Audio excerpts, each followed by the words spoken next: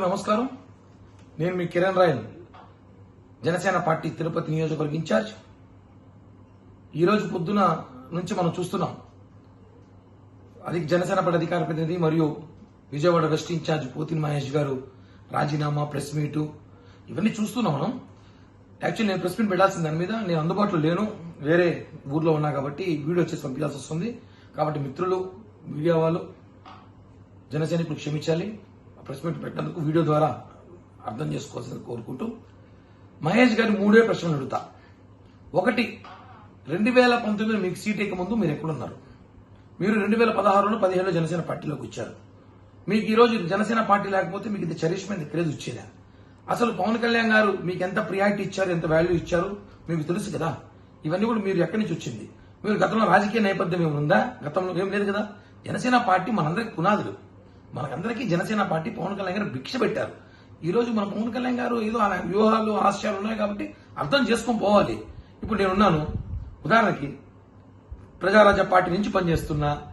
2014లో నుంచి జనసేన పార్టీ పెట్టిన రోజు నుంచి ఉన్నాను, మీకన్నా ముందు నుంచే ఉన్నా. నేను మొన్నటి ఇన్ఛార్జిగా ఇచ్చారు, తిరుపతిలో పనిచేస్తున్నా. ఏదో సీట్ ఆశించా, రాలేదు. ఎవరు వైసీపీ అతను సీట్ ఇచ్చారు, దాని మీద నేను కొంచెం అలిగున్నా, నచ్చలేదు. ఇష్టం ఉంటే పని చేస్తా అభ్యర్థికి, లేదంటే పిఠాపురం పోయి పవన్ కళ్యాణ్ గారి గురించి పని చేసుకుంటా.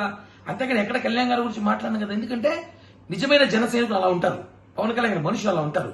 ఏదో వైసీపీ ఇచ్చిన స్క్రిప్ట్, వైసీపీ పంపించిన 3 పేజీలు మీరు తీసుకొచ్చి చదవడము, దాన్ని బీసీ కార్డు పెట్టడం కరెక్ట్ కాదు. మీరు ఏ రోజు కూడా సరే పోతిన మహేష్ ప్రెస్ మీట్ లో ఇంతవరకు నాకు తెలిసి ఇన్ని ప్రెస్ మీట్లలో మీరు ఎప్పుడు కూడా పేజీలు చూసి ప్రెస్ మీట్లు పెట్టలేదు. మొట్టమొదటిసారి 4 పేజీలు చదివి ప్రెస్ మీట్ పెట్టారంటే ఆ పేజీలు ఎక్కడి నుంచి వచ్చాయి, ఆ పేజీలు వెనకాల ఎవరున్నారు, ఇవన్నీ కూడా మాట్లాడాల్సిన అవసరం ఉంది. ఒకటే చెప్తున్నా, అన్నాలీజియో గారిని తీసుకొని మీరు గృహప్రవేశం రా అంటే ఇప్పుడు అది సంబంధం కాదు కదా. ఆయన తీసుకొస్తారు, ఆయన ఇష్టం అది. దానివల్ల జనసేన పార్టీకి నష్టం లేదు, నీకు వచ్చే నష్టం లేదు. సబ్జెక్టు మీరు డైవర్ట్ చేయడానికి ప్రయత్నిస్తున్నారు. దీని వెనకాల ఎవరో క్లియర్ గా ప్రజలు తెలిసిపోయింది. ఎందుకంటే మహేష్ గారు కూడా, నాకు ఆయన వ్యక్తిగత ఏం లేదు. నేను ఆయన కలిసి అనేక ప్రెస్ మీట్ వాళ్ళ ఆఫీస్ లో పెట్టా. గత సంవత్సరంలో నాకు సహకరించాడు, పార్టీతోనే ఉన్నాడు, సహకరించాడు. ప్రెస్ మీట్లు పెట్టాం, అనేక చోట్ల మేము కలిసి పనిచేసాం, ఉద్యమాలు చేసాం, అన్ని చేసాం.